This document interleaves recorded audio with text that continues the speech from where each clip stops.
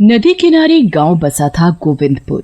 उस गांव के नजदीक में ही एक जंगल भी था। गांव के सभी लोग कहते थे कि जंगल के पीछे बनी पहाड़ियों पर एक खूंखार चीता रहता है, वो भी रूप बदलने वाला। वो कभी भी इंसान रूप में आ जाता था और गांव के लोगों को खा जाता था। पर उस जंगल में एक चुड़ैल भी रहती थी। वो चुड़ैल एक सुंदर लड़की में अपना रूप बदल कर घूमती थी। चुड़ैल को सजने संवरने का बड़ा शौक था। एक ना एक दिन सभी लड़कियों की शादी होती ही है। मेरा भी एक सपना है कि मेरी भी शादी हो एक सुंदर से लड़के से, पर पता नहीं वो दिन कब आएगा। चुड़ैल एक सुंदर लड़की में अपना रूप बदलती है और गांव में घुस जाती है।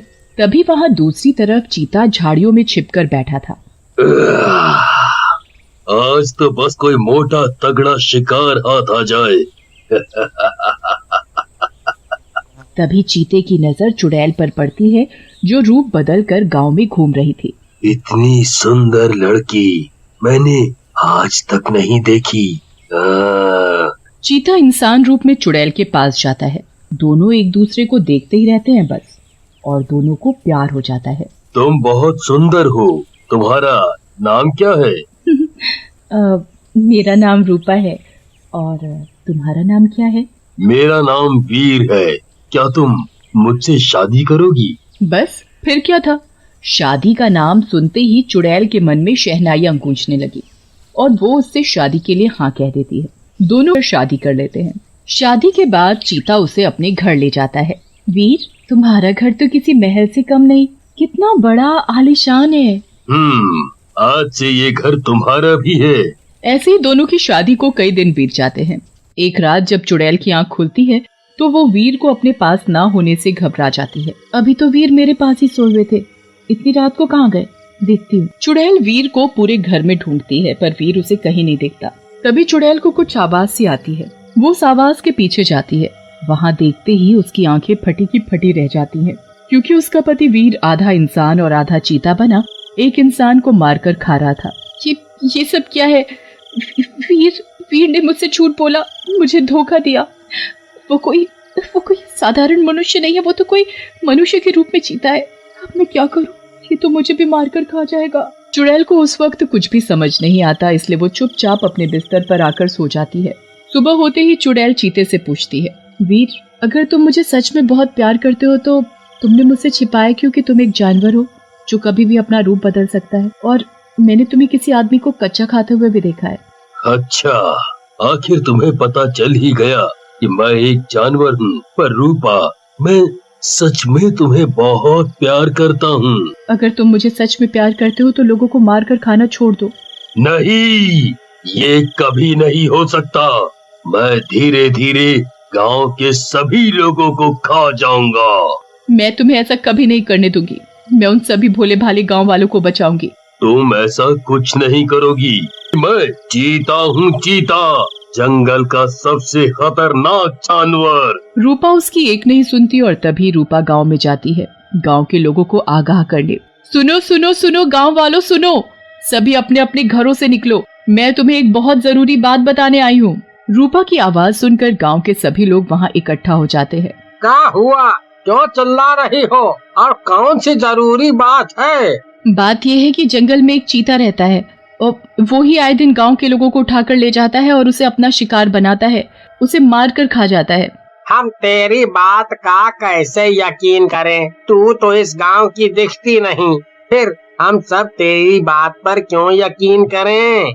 मैं सच बोल रही हूँ, मेरी बात का तुम सब यकीन करो। इतना बोलते ही चीता वहाँ गांव में घुस जाता है और जोर से दहाड़ता है। उसे देख सभी गांव वाले थर थर कांपने लगते हैं और अपने घरों में जाकर छिप जाते हैं। वो लड़की तो वाकई सच बोल रही थी, ये तो सच में चीता है। मैं तुम सबको नहीं छोड़ूंगा, सबको खा जाऊंगा। तुम कहीं भी छिप जाओ, मुझसे बचकर नहीं जा सकते। फिर क्या था, चीता मनीष के घर का दरवाजा तोड़कर अंदर घुस जाता है और मनीष को अपने पंजे से खींचता हुआ बाहर ले आता है। बचाओ बचाओ, कोई तो मुझे बचाओ, छोड़ दे ओ चीते, मैंने तेरा क्या बिगाड़ा है? चुप कर, नहीं तो अभी खा जाऊंगा। मैं कितना ताकतवर हूँ, मुझसे ताकतवर यहाँ कोई नहीं है। मैं यहाँ रोज आऊंगा और रोज एक आदमी को खाऊंगा। छोड़ दो उसे, नहीं तो अच्छा नहीं होगा। तुम मेरी पत्नी हो, पत्नी कभी अपने पति का बुरा नहीं चाहती। सभी गांव वालों को पता चल जाता है कि ये दोनों पति पत्नी हैं। अरे गांव वालों, ये दोनों तो पति पत्नी निकले। ये सब इन दोनों की कोई चाल लगती है। एक फंसाता है और दूसरा उसे मार कर खा जाता है। ये गांव वाले मेरी बात पर बिल्कुल भी यकीन नहीं कर रहे। ऐसे तो वीर उस आदमी को खा जाएगा। अब मुझे ही कुछ करना पड़ेगा। तभी चुड़ैल अपने असली रूप में आ जाती है। वो साधारण लड़की से चुड़ैल रूप में आ जाती है। उसे चुड़ैल रूप में देखते ही चीता मुंशी को अपने पंजे से छोड़ देता है। तुम तो कोई चुड़ैल हो। इसका मतलब तुमने मुझसे झूठ बोला, मुझे धोखा दिया। तुम्हारे इस रूप के पीछे ये घिनौना रूप छुपा था। तुमने ये अच्छा नहीं किया मेरे साथ। हाँ, वो मैं चुड़ैल। तुमसे पहले मेरा फर्ज गांव वालों को बचाना है। तुम्हें मैं किसी भी मासूम को खाने नहीं दूंगी। मेरे मुंह को इंसान का खून लग चुका है।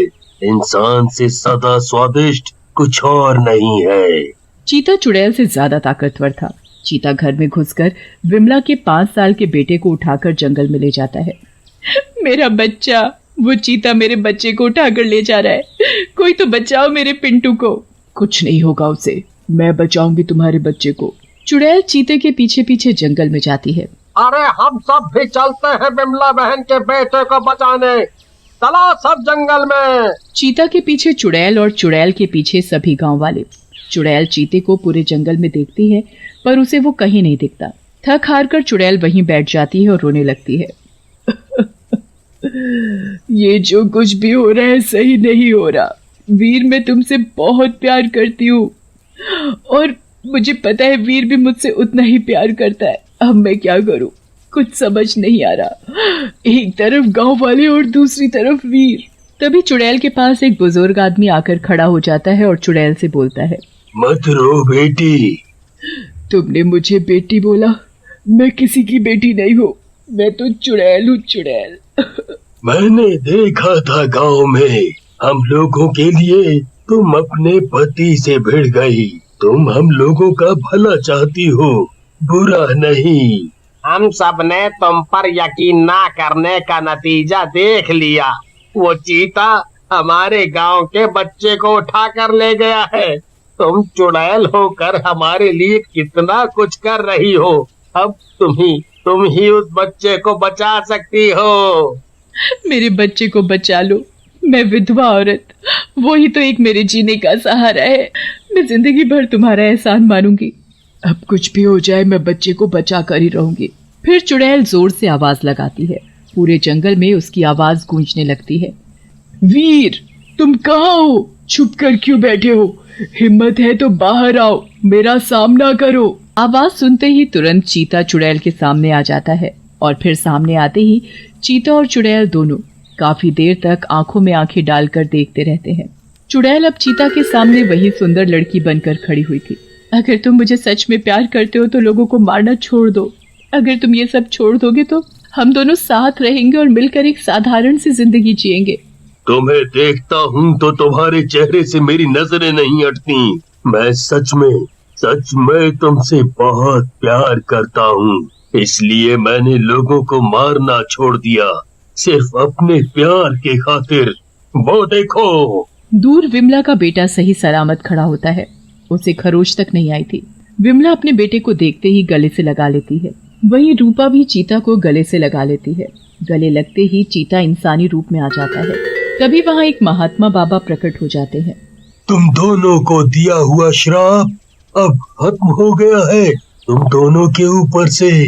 पिछले जन्म में मैंने ही तुम दोनों को श्राप दिया था कि तुम चुड़ैल बन जाओगी और तुम चीता। चुड़ैल को बड़ा घमंड था अपने रूप पर और चीते को अपनी ताकत पर। इसी के चलते तुम दोनों ने एक दिन मेरी तपस्या भंग कर दी थी। मैंने गुस्से में आकर तुम दोनों को श्राप दिया था। तुम दोनों के अच्छे व्यवहार के चलते मैं तुम्हें श्राप से मुक्त करता हूँ और आजाद करता हूँ। तुम अब कभी भी चुड़ैल और चीता रूप में नहीं आओगे। फिर वीर और रूपा खुशी खुशी अपना जीवन व्यतीत करते हैं।